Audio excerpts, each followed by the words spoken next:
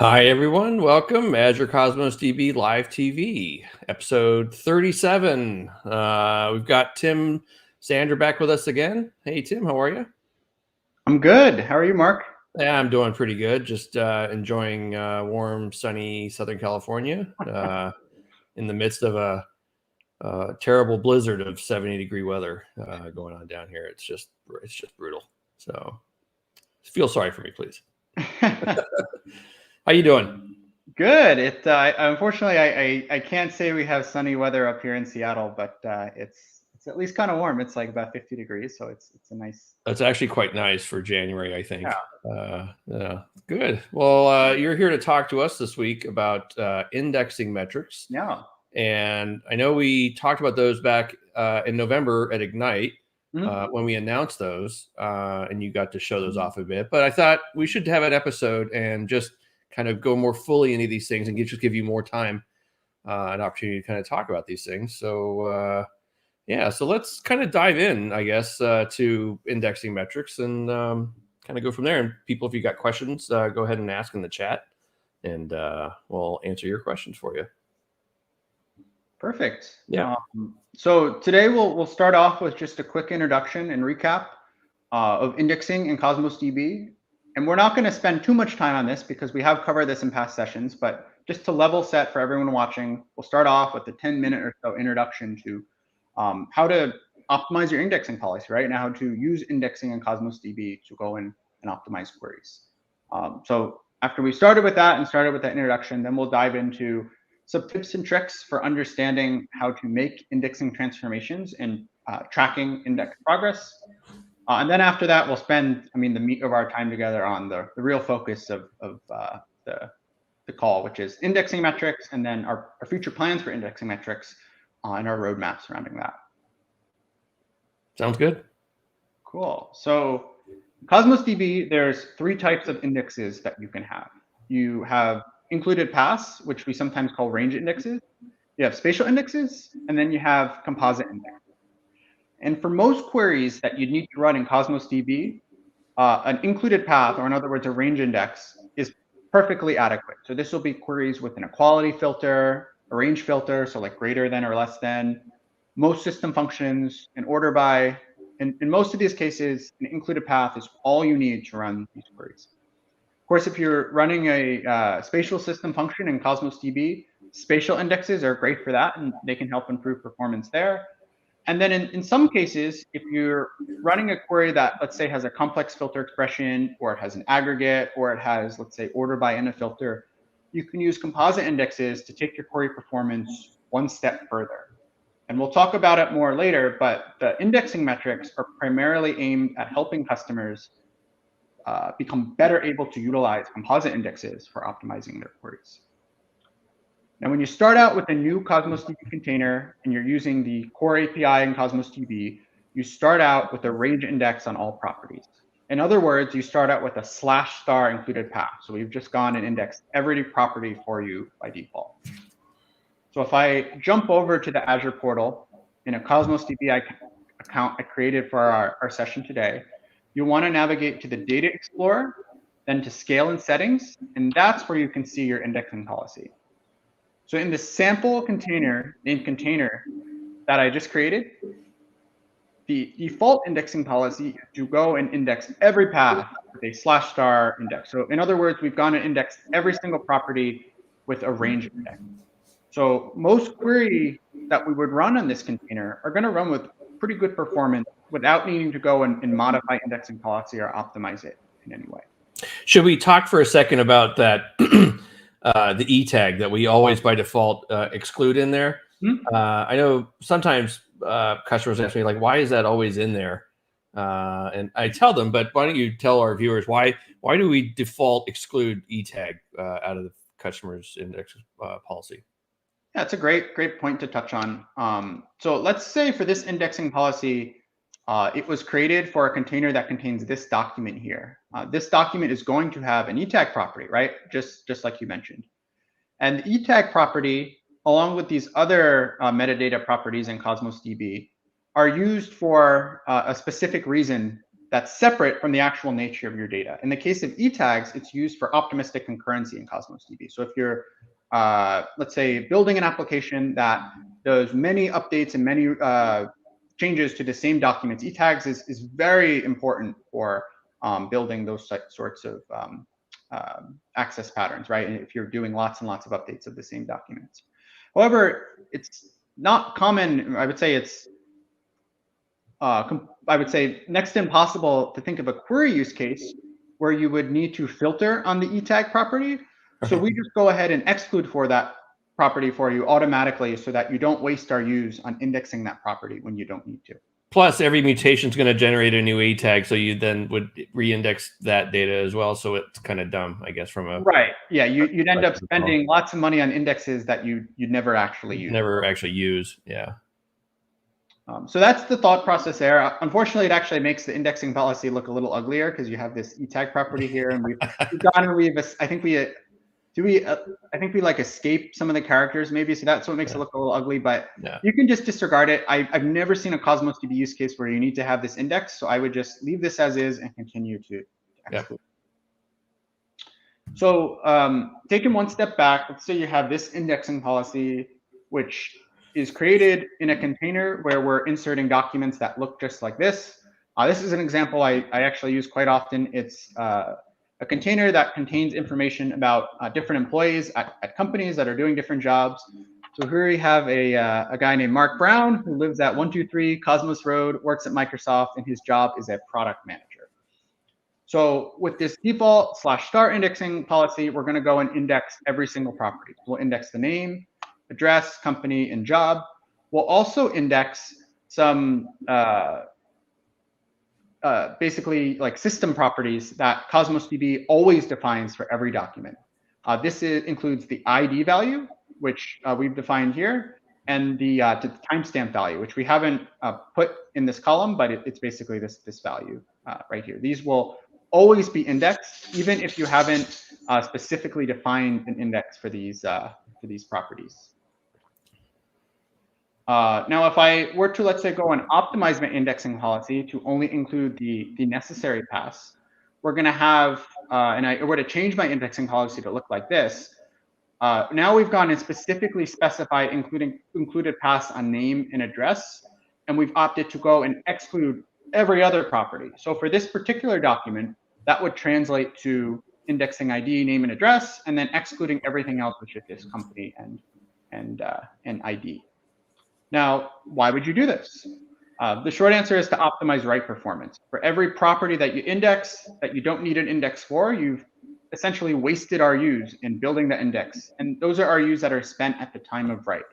So while this optimization here won't necessarily make your queries run more efficiently, it will make it cheaper to go and write and update different documents. Similar to how we went and we specifically excluded Etag to save money, we're going to go and exclude these properties because, for example, in this example, we don't need them in our queries.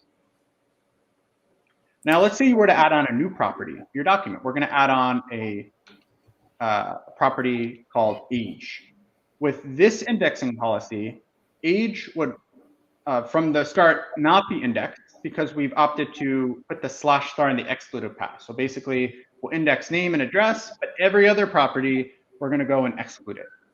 So when you're going and you're specifically including paths and excluding everything else, any net new property will automatically default to not being indexed. Sometimes that's the intended behavior, sometimes it's not. So, I mean, depending on what your preferences are, another option is to flip how you define the policy. So pay attention to this right here. Flip the /star over to the included paths. And instead of specifically specifying what you want to include, specify specifically what you want to exclude. So we'll go and include everything except for specific properties that were specified, like company job. That's kind of what I advise people when I've been asked this question, like, should I by default include or by default exclude? And I always say you should by default include, because if you add a new property, you then have to explicitly go and add it to the index policy and rebuild the index. Plus, if you add a property and then start querying it and then wonder why those queries don't work, you just end up with unintended consequences, I guess, right? Where it seems like if you did include by default and exclude specific explicitly, then you're kind of future proofing, at least if your model changes in the future. I had a couple of questions that came in, kind of going back to Etag in there. Okay. One was, but why is Etag excluded with quotes in the name? And then I think it has something to do with this comment here, which is the escaping that's going on within there. I believe that's because there's a slash in the Etag itself, right? Kind of at the beginning, at the end, which is why that looks so curious in there. Yeah, that's right. I'm actually not sure I can answer this with a lot of authority, because I'm also not 100% sure, because it looks like the property name doesn't have anything that would require escaping, but I'm almost positive that this here is for escaping. But I guess it must have something to do with this character. The value in at the beginning and at the end, it seems like. So yeah. Good questions. We'll get we'll get our lead dev on the team to come and ask him that question sometime. So, but yeah, I think that has something to do with the escaping going on there. Definitely has something to do with that. Okay. Cool. Any others before we move on? We can nope, that's it for now for questions. Great question, by the way. It's always good to get a question that you don't know the answer to, because usually that it means it's something that it really digs into the details. Yeah. Cool. So yeah, like we were just talking about, you have two options for indexing, right? You can default include everything, or you could default exclude everything.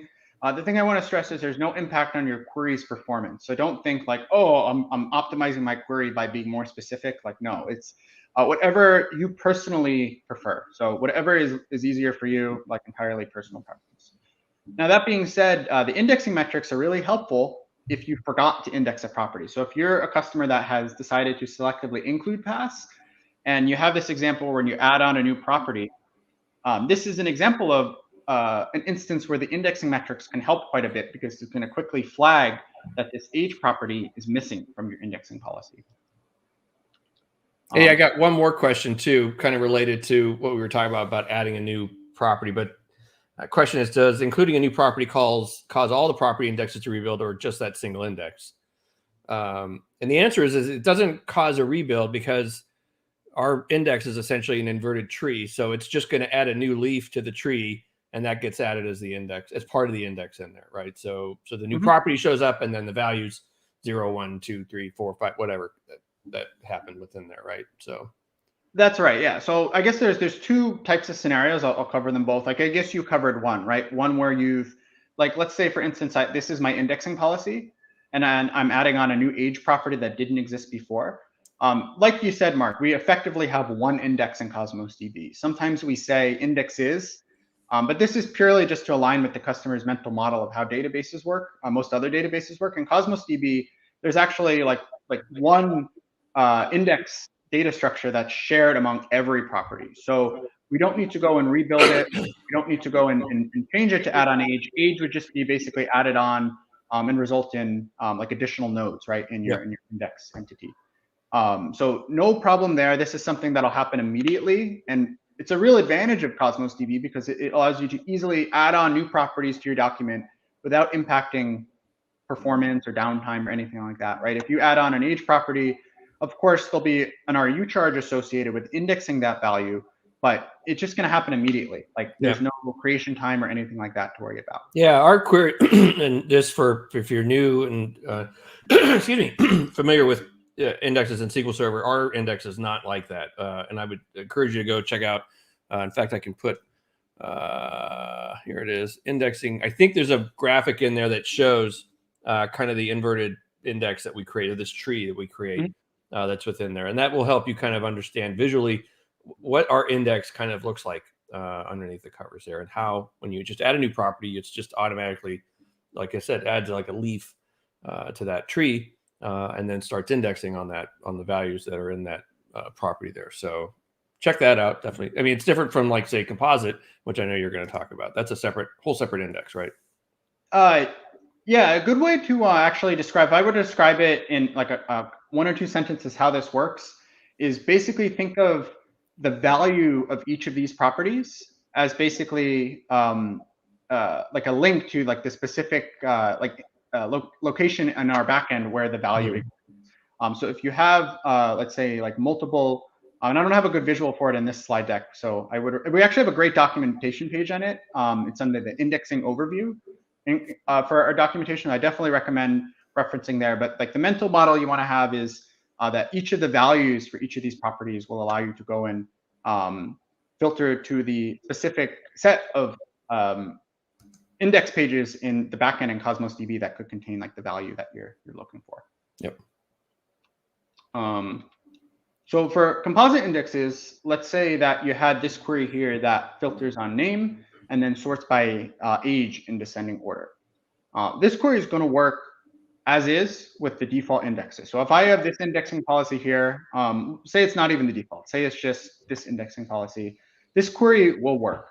However, you might observe that if the data volume increases over time, in particular, if the number of people named Mark increases over time, the RU charge of this query could actually increase quite a bit. And it's possible that if you had a lot of data, like if you had terabytes of data, this could actually wind up being like a query that costs hundreds or even thousands of RUs. And the solution for this is a composite index. Now, for this particular query, you'd want to create a composite index on name, comma, age, and you specify the name in ascending order and the age in descending order to match what you have in the order by clause. And if you go and you add on this composite index to your query, you'll see the RU charge drop quite a bit. Now, in this particular case, the query engine is able to use the composite index for evaluating the filter and evaluating the order by.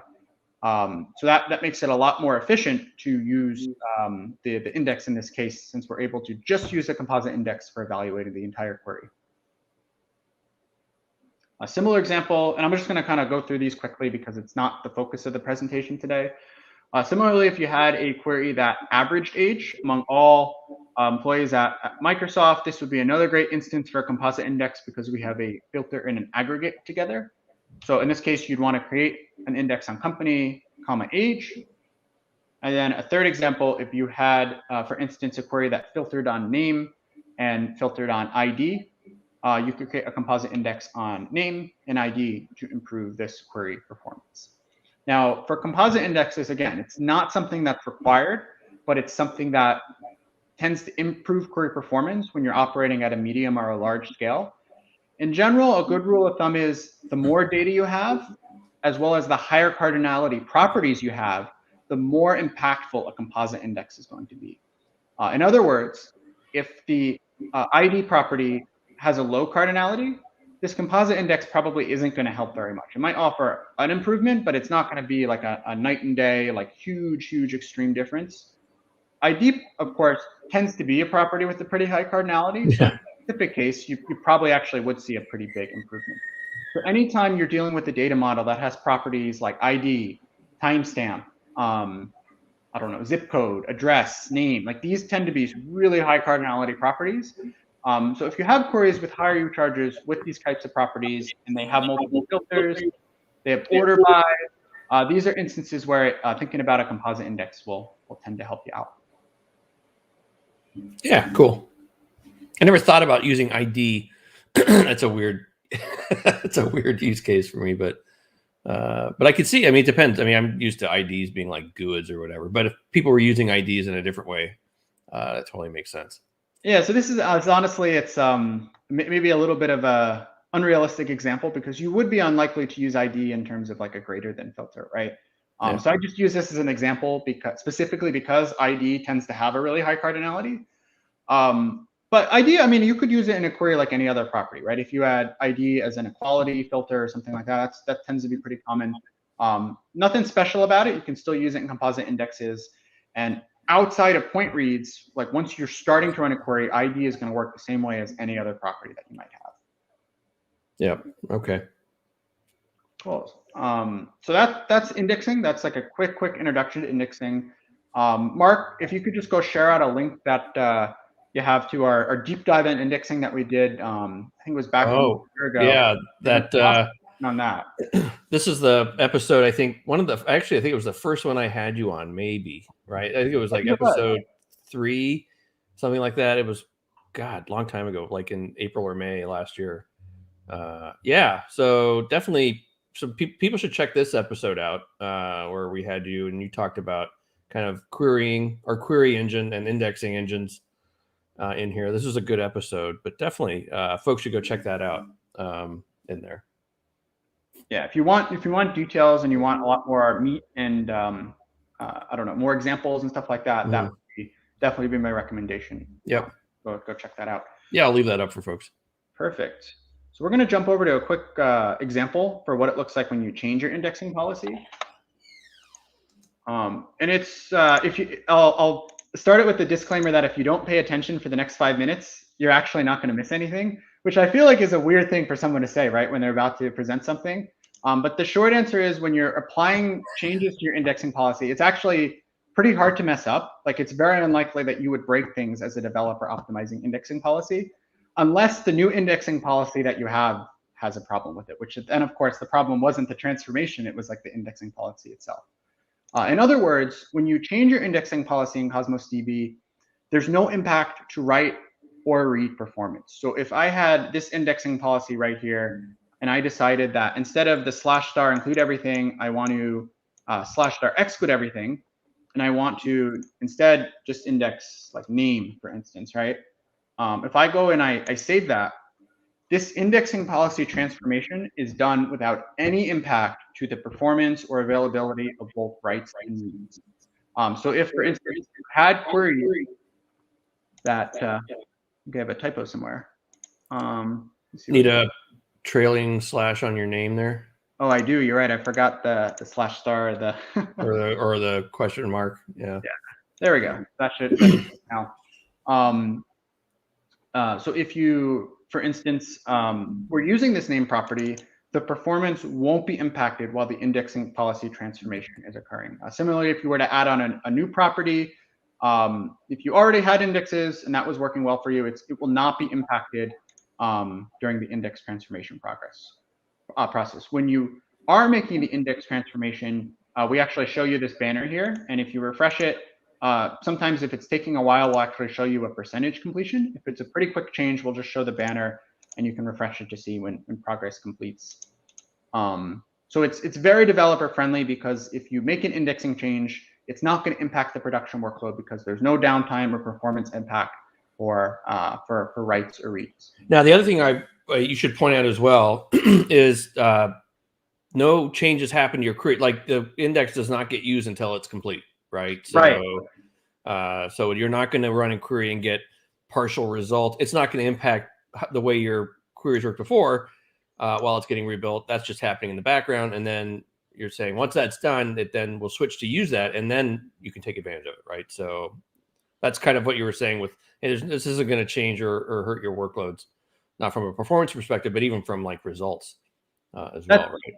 That's right. Yeah, we do not use a new property until the index is fully complete and up to date. So if here I'm dropping properties, but for instance, I were to instead add properties, obviously it takes time for the index to catch up and us to build it. We don't use it until it's fully complete. So there's no possibility of getting like inconsistent or stale or missing results or anything like that.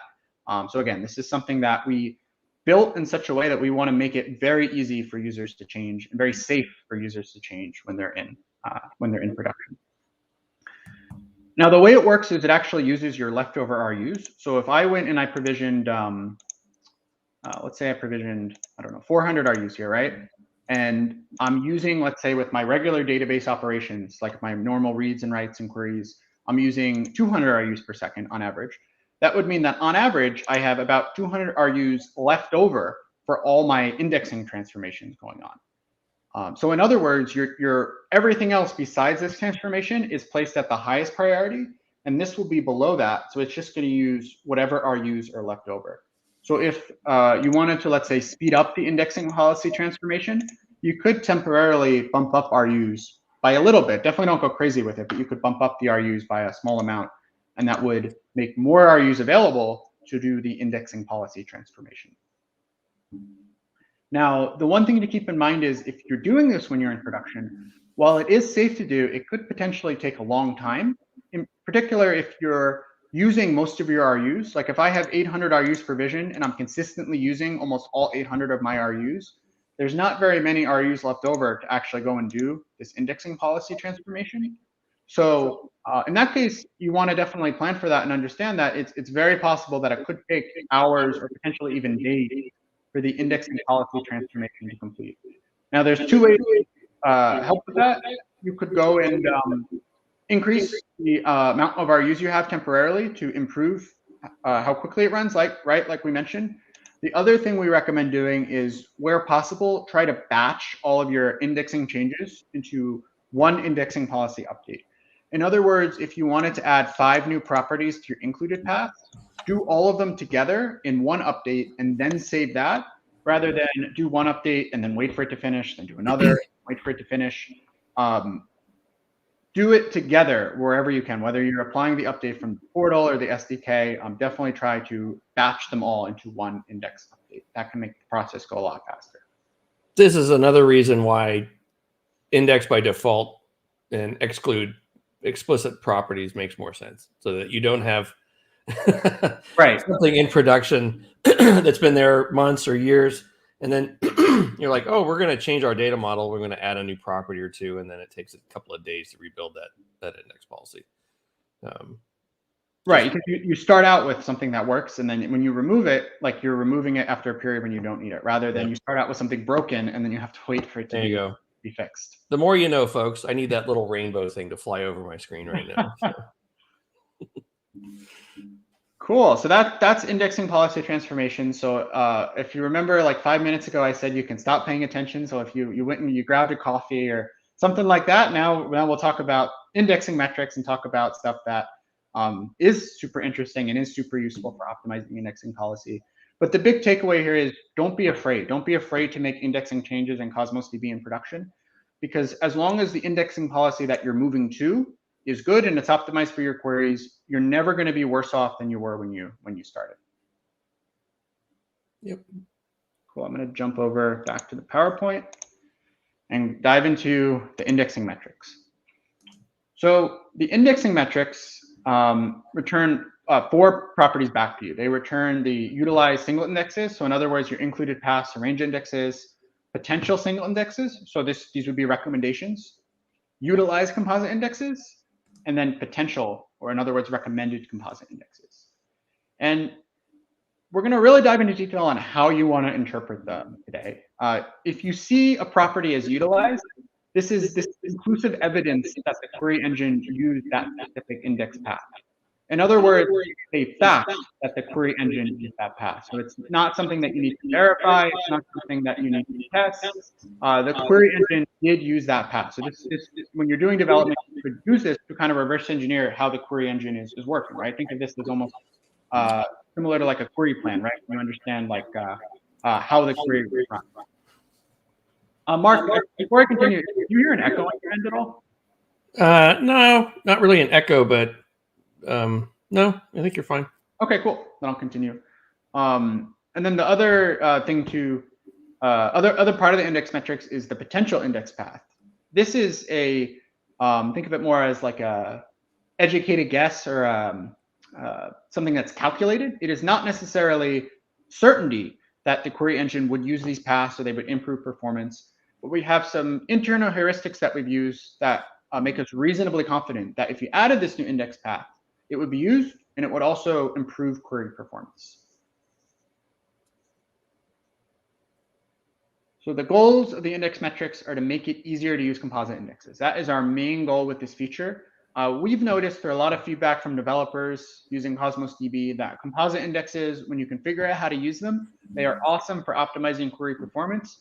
Unfortunately, figuring out when to use them, how to use them, and the syntax oftentimes is a bigger learning curve than it may be worth in some cases, particularly if you're using Cosmos DB at a small scale. And unfortunately, the need for composite indexes does not come up early in development. It's sometimes months or even years later when you're using Cosmos DB at a big enough scale that composite indexes become a little more essential. So we created the indexing metrics to make it easy to identify instances where composite indexes will help, even if the query itself is running at a pretty small scale so far. We also want to make it easier to discover properties. So this would be just like included paths or spatial paths that you've forgotten to index. So, I mean, you just, let's say you've excluded every property and you just forgot to add a new property. We want to definitely flag these to you as well and alert you that these are properties that you could index to improve performance. So to use the indexing metrics, basically you'll be first verifying, right, that the queries use the index as expected, and then you'll also want to use them to see recommendations for further improving query performance. The indexing metrics are very useful if you have a specific query that you want to optimize.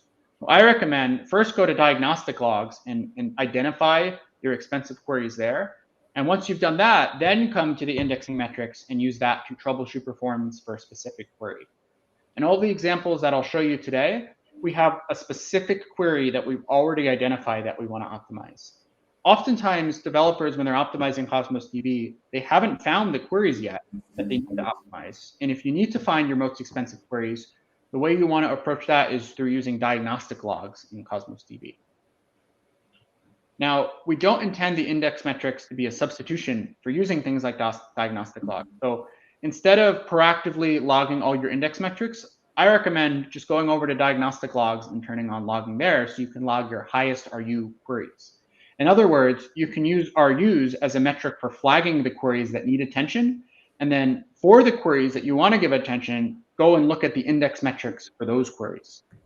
The reason we recommend this is because if you just went and proactively logged all the index metrics, if you ran the same query 1,000 times, you're going to get exactly the same index metrics 1,000 times. It's very redundant, right? You only need to look at them once. You don't need to go and log the same query 1,000 times, right? You can just log the RU charge, which is a lot shorter, a lot easier to interpret, and then use that to identify queries that you want to go in and optimize. You also shouldn't assume that all recommended indexes will improve performance. Again, this is more of an estimation or an educated guess. Oftentimes they will, but it's something that you should go and verify first. And on the next couple slides and the example that I'll show you instances where we might recommend something, but it's not necessarily going to help, and the types of testing you should do to verify that. So to enable the index metrics, you're going to go and populate this request option and set it to true. It defaults to false, so just go ahead and set it to true. Unlike the query metrics that are always enabled, you have to specifically go and enable the index metrics. I'll show that through a quick demo. So here I have a simple app that I've run where I create a Cosmos client and then I just run one query. In this case, I specifically making a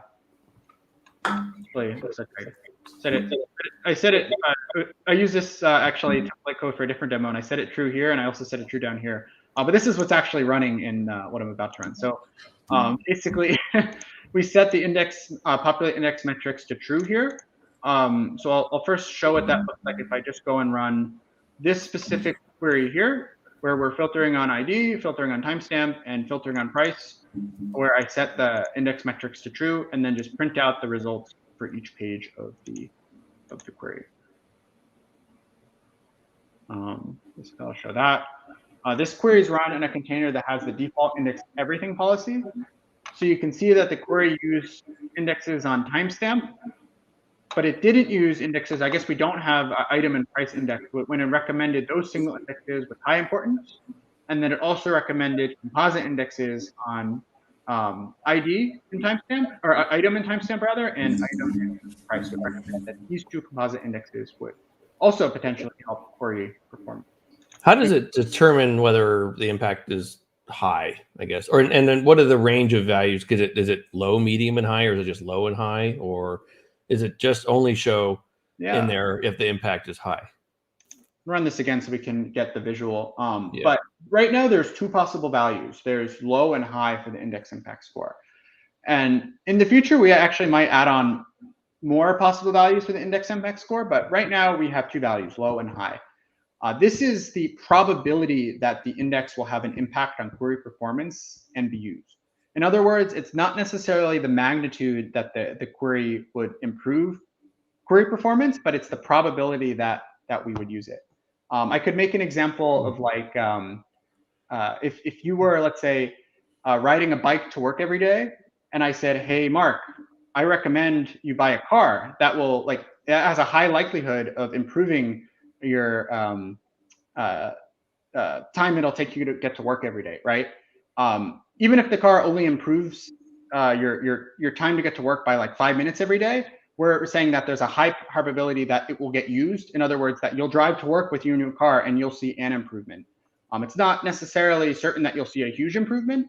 That's more of a factor of the nature of the data that you have and the amount of data that you have. I see. It's okay. the probability that the query engine will go and use it. The way this works internally is we actually go and generate lots of possible example indexes for you to use, and we go and show the ones that the query engine would have used if they existed. In other words, for this query, we generated a lot more examples than these two composite indexes here. But the reason that we show them is because for this query, the query engine we know would have tried to use these composite indexes had they existed. Similarly, the query engine would have tried to use the range indexes if they had existed. So there's a high probability that if they existed, the query engine would have used them.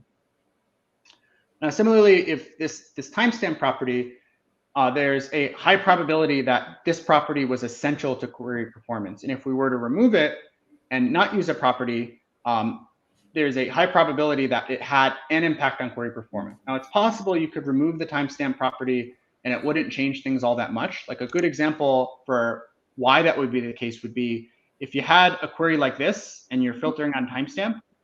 If, for instance, all the documents, except for like 5 of them, had timestamps that were greater than this value, the index, while it would get used, it wouldn't actually matter very much, because even if you didn't use the index, all the documents that you're going to get returned by the query engine will happen to have a timestamp greater than this value anyway, right? So it's not necessarily going to help that much with performance, but the index would get used. In an absence of the index, there's obviously the query performance isn't going to scale as well as it would have with the index. So super important with your indexing metrics to set populate index metrics to true. If I were to go set it to false, I'll just show you what it looks like so you don't fall in this pitfall, because it's easy to forget because your query metrics default to true.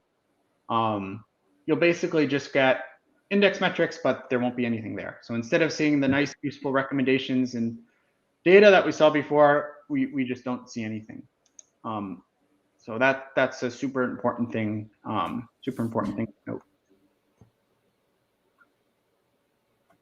Is there a way to? So I see this, and you're using it through the SDK, so you got to write some code to do it. Is there a way, or maybe is it coming potentially, where you could get this in the portal? Because it seems like the way you would want to test this is you'd basically run query at a time, and portal's a pretty easy way to do that. Yeah, great topic to touch on. You actually are one step ahead of me. That's my that's the next slide. So there's 3 ways you can access it right now. You can use the .NET SDK or the Java SDK, and these are programmatic ways to access it, right? So if you just wanted to quickly run and get the index metrics for one query, unfortunately, like it's not as easy to do that if you, for instance, had Azure Portal support. So one great tool, this isn't made by Microsoft, but it's a really great tool that supports the index metrics and really visualize them in a really clear and understand way, is a tool for managing Cosmos DB called Alpaca Studio.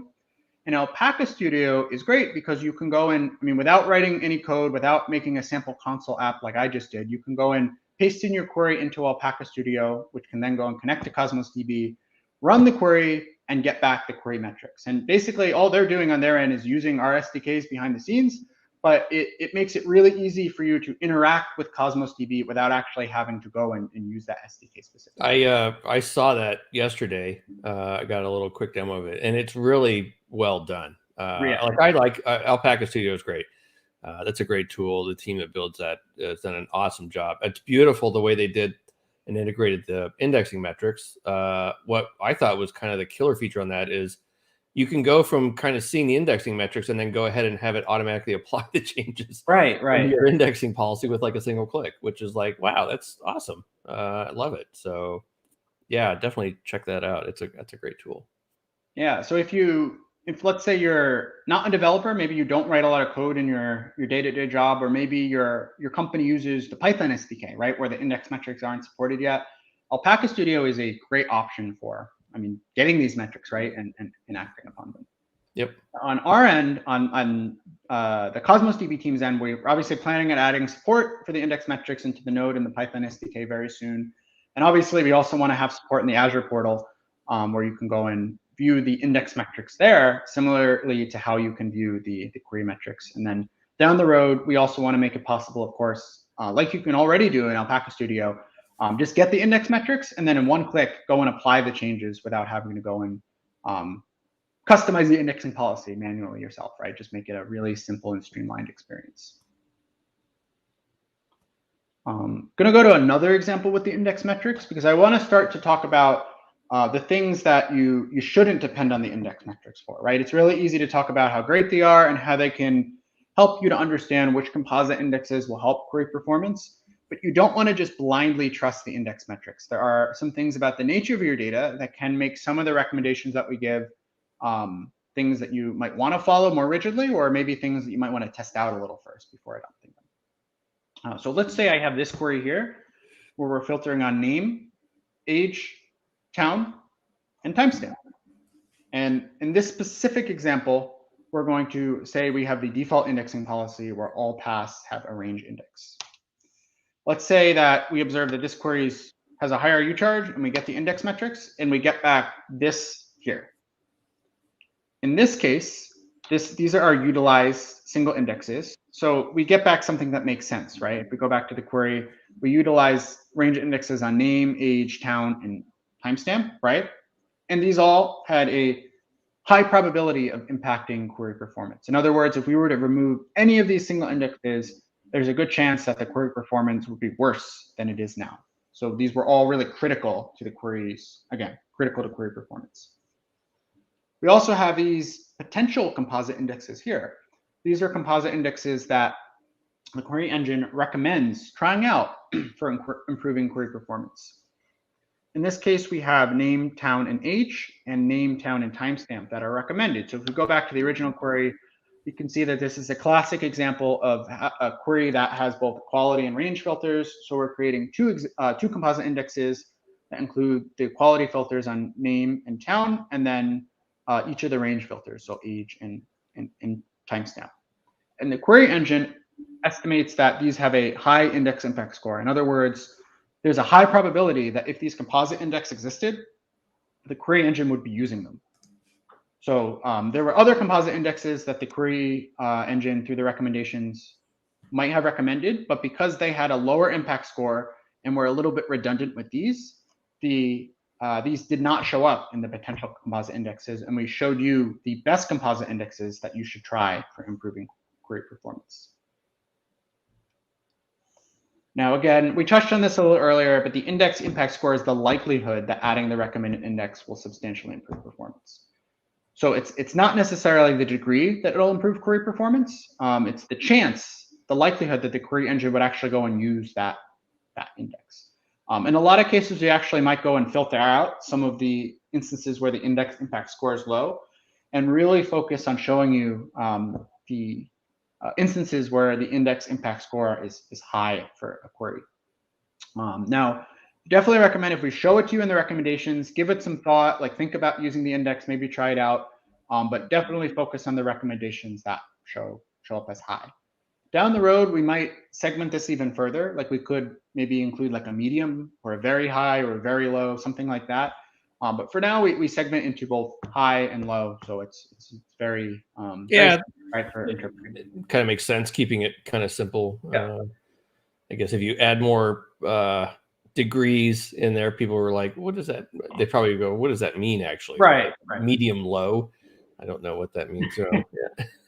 And the thing is, it depends a lot on the nature of your data for how much the index helps. So if we're overly prescriptive with the index impact score, at some point it starts to lose a lot of meaning. I'll actually show you here.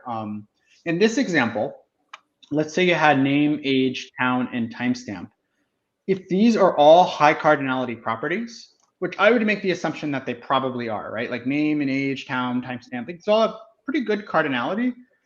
Maybe age is a little lower, but the other one, if they have fairly high cardinality, then it almost always makes sense to use the recommendation, and the recommendation is going to have a huge impact on query performance. But if I were to, for instance, like compare the impact on actual performance, so not the likelihood of it getting used, but rather the degree to which it would reduce your RUs. If I were to compare these two composite indexes that we recommended, there's a high likelihood that the one that uses timestamp is probably going to make a much bigger difference than the one that uses age, simply because timestamp has a much higher cardinality than age, right? There's only so many possible ages, but there's a nearly infinite number of possible timestamps. Of course, these are both flagged as a high index impact score. And the reason for that is we know there's a high probability the query engine would use the indexes, but this does not take into account like the nature of your data, right? Like this recommendation doesn't know that age has a lower cardinality than timestamp. So you got to know, you should understand your data and keep that cardinality point in mind as you're looking at these things, is what I'm hearing. Right, keep the cardinality in mind. Now, in this case, age might have a high enough cardinality that it still warrants adding the composite index. And luckily, this isn't like an or scenario. Like ideally, you want to have both, right? You don't just have one or the other. You would want to have both of them here. But I don't recommend just going and blindly accepting the recommendations that we give you, right? In an extreme case, it's possible that age might be a Boolean property, right? Or it might be a property that only has like 3 or 4 possible values. And in that case, a composite index probably actually isn't going to do anything. It would maybe, if it got used, not change things much, or it might not even really get used at all. So in that case, if you see recommendations that are very low cardinality properties or medium cardinality properties, just test them out. Yeah. Go and add the index and see if it improved query performance. Unfortunately, right now, we don't have a lot of data on our end that the recommendations engine uses to recommend them. So the best way to go and test it out is really just try it. Hey, it's true with anything in Cosmos. You should always test and measure, right? So yeah, test in your dev environment first before just going and deploying to prod, right? That's really about anything, whether you're dealing with RUs, indexes. It's always a good safe bet to do that. Now, the good news is it's unlikely you're going to make things worse by adding a composite index that uses a low cardinality property. But of course, you're adding an extra index, so you're adding expense to your writes with maybe little to no benefit for your reads. So just watch for that. Don't blindly just do every recommendation, but do try them out to see if they improve query performance. So again, in this example, these are the indexes that are recommended with high impact. So the way you'd want to act upon this would be to go and try adding these 2 indexes one by one and see if they improve query performance and see how much they improve query performance. You can also verify that you added it on correctly and that it was used by checking that after you've added it on, then it shows up in the utilized composite indexes later on, right? Like if I see this as potential composite indexes and I add them on, if I've added them on correctly and the query engine used them, you should then, the next time you look at the index metrics, see them within the utilized composite indexes. And this is conclusive evidence that the query engine used these indexes that you went and created, right? Like the potential indexes is a recommendation, not as certain, but if you see it in utilized, it is certain that the query engine used them. So again, going back to this example, it's all about cardinality, right? So the higher the cardinality of properties, the bigger the impact. But of course, the best way to really measure the impact is to go and test it out. So I would say in the future, it's unlikely that we'll ever be able to tell you, oh, if you went and added on these indexes, you'll be able to reduce this query from 30 RUs to 5 RUs. A scenario like that is pretty unlikely. However, what we do want to do in the future is start to use the nature of your data to influence the query recommendation. So right now, the amount of data you have and the cardinality of different properties doesn't necessarily influence the recommendation. In the future, we actually do want it to be used as a data point in making the recommendation. I got a question from a viewer who's curious. This is the question. So is this kind of like the old tuning advisor they used to have in SQL back in the day? For like, yeah, I would say it's very similar use case to that. I think a lot of tools in SQL, they're a lot more complex because there's a lot more for you to control as like a user of a SQL database. In Cosmos DB, and this is a good thing, right? There's less that you need to worry about as a Cosmos DB developer. So these are simple in nature, right? Like there's not really much to these index metrics. We have what you've used and what we recommend, and then the probability that they would help. There's not, they're very quick to learn, right? Very quick to master. So I would say similar in that sense, how you can use them for improving query performance, but they are a little different because they're simple, right? They're really quick to learn. And even if you're a developer that isn't used to working with databases, it should take you literally like 5 or 10 minutes to understand the index metrics, right? There's some documentation that Mark can send out in a blog post that, I mean, it'll take you 5 or 10 minutes to read it. And then after that, you could consider yourself an expert. Like really, again, there's not much to it. We want this to be very accessible for every developer that's using. Our docs are so powerful that you can become an expert after completing reading this article here on Cosmos DB indexing. I had another question as well. Yeah. Is there a way to see in which sequence query is using indexes? Something like an execution plan in SQL Server. Yeah, so we don't have anything like that exposed right now. The reason is it's unfortunately something that's not very actionable to a customer, and it's something that, since we're a cloud service that's evolving so much over time, could change. Like that could actually be something that maybe we introduce an optimization in the query engine. So internally our query plan changes quite a bit. So right now, because it's not something that's actionable by the customer, we don't expose it. We want to focus on exposing things that present areas that you as a customer have the ability to go and optimize, right? So in this case, we're really focusing on the indexes that you have in your indexing policy, and exposing that, because that's something that you as a customer can go and touch and change. Yeah. The other thing we're thinking about exposing in the future is how your queries are using the index. And there's not just one way to use the index. In this presentation, I kept it very Boolean, right? Like you either use the index or you don't. But on our docs page for indexing, you'll see that there's a few different ways, 5 ways, in fact, that your query features, your filter predicates can use the index, such as like a index scan, index seek. And we do in the future, I know this isn't on a roadmap slide, but it should also be there. We do in the future want to give additional visibility into how your query used the index when we were evaluating. Right. I mean, our query language, I mean, we're producing kind of an IL when it's parsing that query. And then, I mean, there is a query plan, right? So people should realize that we actually we generate a query plan after we process your query and then come up with an IL, and then that gets executed. So, but we don't expose any of that in there. So, yeah, our focus is on things that are there that you can change, right? If you can do something with, right? Yeah. We don't want to show you, I don't know what the word, like vanity metrics, right? We don't want to show you things that you can't do anything about. Right. We want to show you, we don't want to overwhelm you with numbers that are interesting but not actionable. We want to empower you with actionable data, right? So that's our focus with the index metrics. And then down the road, we will show more stuff about how the query is using the index, which is actionable because you could rewrite your query, right? Or maybe use a different system function. But for now, you can learn a lot about this in our documentation.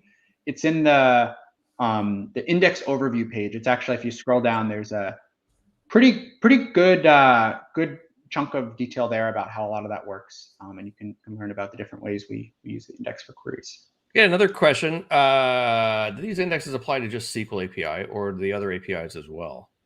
So everything in this presentation was just for SQL API. So you cannot take anything in our presentation and generalize it to, let's say, Mongo API. That being said, the different APIs on Cosmos DB, they're all using Cosmos DB. So you want to think of the APIs as different ways that you can interact with Cosmos DB. But behind the scenes, they're actually using a lot of the same, or in most cases, exactly the same features, right? So in Mongo API, for instance, which I would say is, other than SQL API, is probably the API where a lot of this indexing stuff is going to be most relevant. We have adding the index recommendations on our roadmap. In fact, actually, Mongo API, they have some indexing recommendations already that you can access through the explain command after you've run a Mongo API query. So if you're using our MongoDB API, you can use explain to troubleshoot query performance, similar how I showed today. There is actually a really great video that I published on that about a year ago that maybe we can put in the comments or highlight something like that. But if you just look up, if you go and search like troubleshooting query performance for Cosmos DB's API for MongoDB, you'll go and quickly see an article that has very similar content to what I showed here, but it's in the context of the explain command, simply because if you're using MongoDB, right, that's what Mongo uses for. Yeah. You can go to people can go to youtube.com/Azure Cosmos DB and then just do a search right there at the top. And I think that will come up. One more question. This is another good one here. Can this functionality help in finding bad indexes? Like an index that's not doing anything for you except chewing up, I guess, RU on writes. That's I think it's an interesting question. I don't know how it would. I guess. Yeah, let me actually use that question transition to this slide here. It's a really good. I'll quickly touch on our roadmap for the indexing metrics. Again, the one thing we really want to do is just add support in the Azure portal, right, to make this more accessible. For now, Alpaca Studio is a great option if you don't want to write code. The next bullet is on sending proactive index recommendations. So the index metrics as they are now assume that you already have identified a query that you want to optimize. So because of that, they're aimed at helping you optimize read performance, right? They're not aimed at optimizing write performance, because how would you optimize write performance, right? You need to do this for every one of your queries, right? And then go manually aggregate the results, right? That's a little unrealistic, that's tough. So what we want to do in the future is actually have proactive index recommendations that we send out to customers. These could show up in the Azure portal or Azure Advisor, where we would send you things like, oh, hey, we noticed that you run this order by query that typically costs this many RUs. Have you considered a composite index on these properties? And these basically is going to involve us going in and storing a lot of your index metrics telemetry for you, and then going and using that in proactive recommendations that we would surface through, again, through the Azure portal, Azure Advisor, or places like that. Now, we could also use those proactive index recommendations for optimizing write performance as well, right? Yeah. And the next step is, okay, we understand which properties your queries use, right? And which indexes your queries use. If you have, let's say, an index everything policy, or if your write charges are pretty high, maybe we could go and say, hey, you could get like a message that says, hey, like these are the only indexes that you've used in the past week. If your workload won't change, right, you can go and remove other indexes or something like that. So optimizing write performance for us is a little farther down the road. Once we have kind of a mechanism for sending out proactive index recommendations to customers in place, we are going to start to really shift about that problem of optimizing write performance. Because if you just go with like a /* include everything policy, it obviously does tend to get pretty expensive. Yeah, I mean, then that can, I know we've been working on these types of things, like we've been working on a partition key advisor as well. And there's other things where we can apply kind of heuristics and some machine learning to analyze customers' workloads so that we can kind of come up with these sorts of things. But these are complex problems and they take time to develop. I could imagine at some point we could even come up with kind of a modeling advisor where we could say, hey, you should change the shape or model of your data to do this because you're going to get better performance or lower cost or both or whatever. I mean, it could be anything, right? So makes sense. I mean, that would make kind of a more holistic advisor where you had something that was taking writes into account as well as kind of the queries that you're doing there to say, hey, not doing a whole lot for your queries. And by the way, this is chewing up a lot of RUs on your writes. Maybe you want to get rid of that. So, yep, good questions and good answers. I like this. This is a great show. I have a very engaged audience today. I like it. So, that's awesome. Yeah. So that's where we're going with the indexing metrics. Is something that we're going to be investing in a lot over the next couple of years. We also want to, of course, focus on just improving the quality, right? Other recommendations. So right now, of course, they're influenced by the query shape and like the indexes that the query engine would have used had they been available. However, they don't take into account the nature of your data at all. And they also, in a lot of cases, might show you recommendations that are duplicates of another. So they're both valid recommendations, but they're recommendations that for instance, maybe only one of them would help you, like, and both of them wouldn't. So we just want to improve overall, like, quality of it, also the coverage. Like, as we add new query features, make sure that the indexing metrics cover the new query features, right? Like, if we're working right now on optimizing group by and in the query engine. So once we do that, of course, we'll want to make sure that the index metrics capture that optimization and the recommendations account for it. So again, just improving the coverage and quality of them, and then of course rolling this out for other APIs. Right now, Mongo API has some awesome indexing recommendations that you can access through the explain command. Yep. Next steps would be, just read the docs that Mark just sent out in the blog posts. If you have any feedback about the feature, you can email us at cosmosdbindexing@microsoft.com.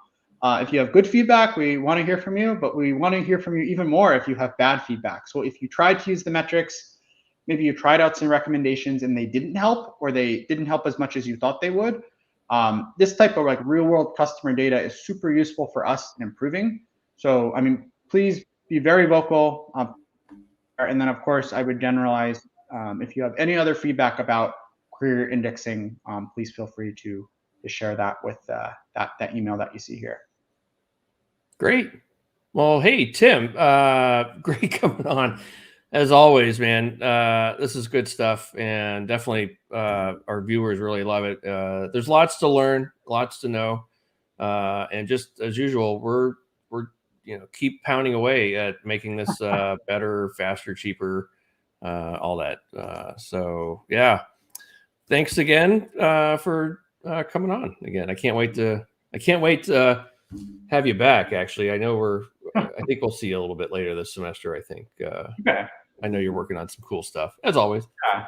So yeah, great to be here. Yeah. All right. So thank you, and thank you everyone for joining us this week. Just a couple of announcements. We have a global Azure user group that we started last summer. We just had our monthly meetup yesterday, actually. Feel free to go check that out, and some of the other past meetups we've had. We're going to have another one coming up in February. And funny enough, we're going to be talking about querying. Lenny Lovell is going to talk about querying with the SQL API. So come and join us for that. Be a part of our meetup. Join our Cosmos DB community, and then come and attend those meetups. And in those meetups, by the way, you can maybe win a cool sticker or a very even cooler neoprene drink coaster that you can put on your desk. And so everybody at your work can see that, hey, you watched the Cosmos DB meetup. Right? Okay. And also, if you want to come and check out past episodes, definitely come and watch us here at aka.ms Cosmos DB Live TV.